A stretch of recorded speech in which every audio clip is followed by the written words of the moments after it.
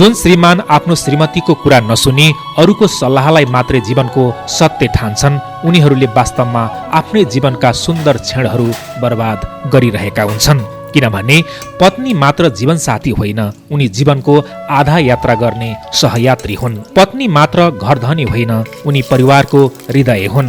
पत्नी मात्र भोजन पकाउने हात होइन, उनी सन्तानको भविष्य सजाउने आशीर्वाद हुन्। श्रीमतीको वचन सुन्नु भनेको केवल घरको शान्ति बचाउनु मात्र होइन, यो त सच्चा प्रेम, विश्वास र सम्बन्धको जगलाई मजबुत बनाउनु हो। तर जसले आफ्नो श्रीमतीलाई व्यवस्था गर्छन्, उनको विचारलाई नचाहिँदो ठान्छन्, अरूको सल्लाहलाई मात्रै महत्त्व दिन्छन्, त्यस्ता श्रीमानहरूले न त आफ्नो श्रीमतीको माया बुझ्छन् न त घरको सन्तुलन नै।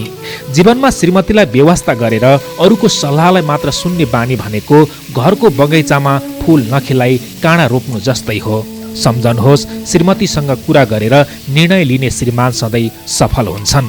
श्रीमतीको आँसु पुस्ने श्रीमान नै भगवानको रूप मानिन्छ।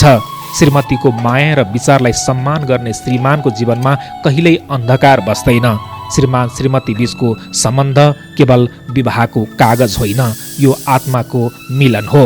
यो मिलनलाई अविश्वास, व्यवस्था र अरूको कुरा सुनेर होइन, आफ्नै जीवनसाथीको विचारलाई आधार गरेर मात्रै बचाउन सकिन्छ। अन्ततः श्रीमतीको कुरा नसुन्ने श्रीमान हार्दछन्, घरमा पनि, सम्बन्धमा पनि र अन्ततः जीवनमा पनि। यो सामग्रीलाई मैले सामाजिक सञ्जालमा भेटाएँ र जस्ताको तस्तै साभार गरेर सुनाएँ। कहिलेकाहीँ जीवनमा मलाई मन परेको